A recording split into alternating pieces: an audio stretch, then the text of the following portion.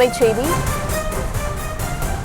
2026ஆம் ஆண்டு சட்டமன்ற தேர்தலை எதிர்கொள்ளும் பொருட்டு ஒருங்கிணைப்பு குழு அமைத்திருக்கிறது திமுக அரசு.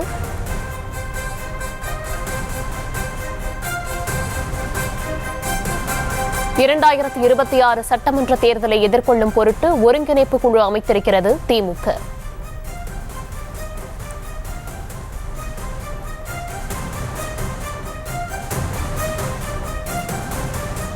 சட்டமன்ற தேர்தலுக்காக திமுக ஒருங்கிணைப்பு குழு அமைத்திருக்கிறது. விவரங்களுடன் இணைகிறார் செய்தியாளர் ராஜேஷ். விவரம்.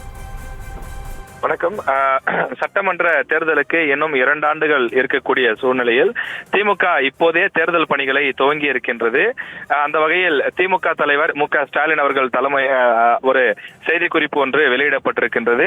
2024 நாடாளுமன்ற தேர்தலுக்கு முன்பாக திமுகவினுடைய அந்த கட்சி பணிகளை ஒருங்கிணைக்கவும் மேற்பார்வையிடவும் அமைக்கப்பட்ட ஒருங்கிணைப்பு குழு தனது பணியை மிக சிறப்பாக செய்தது என திமுக தலைவரும் முதலமைச்சருமான மு.க.ஸ்டாலின் அவர்கள் பாராட்டு தெரிவித்திருக்கின்றார். மேலும் வர இருக்கக்கூடிய 2026 சட்டமன்ற தேர்தலை எதிர்கொள்ளும் பொருட்டு கழகத்தின் மேற்கொள்ள வேண்டிய மாறுதல்கள், அமைப்பு ரீதியான சீரமைப்புகளை தொடர்ந்து திமுக தலைமைக்கு தெரிவிக்கக்கூடிய வகையில் பரிந்துரைக்கவும் தேவையான நடவடிக்கைகளை மேற்கொள்ளவும் ஒருங்கிணைப்பு குழு அமைக்கப்படுவதாக அறிவிப்பு வெளியிடப்பட்டிருக்கிறது.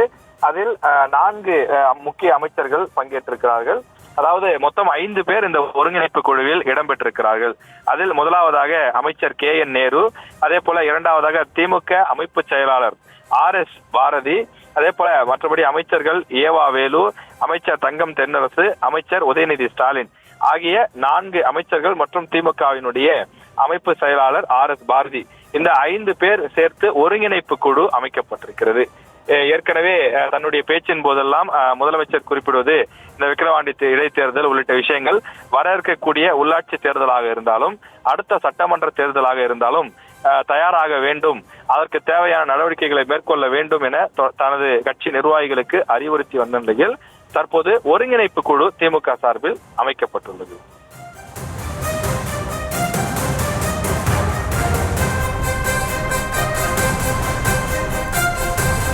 ராஜேஷ், விவரங்களுக்கு நன்றி.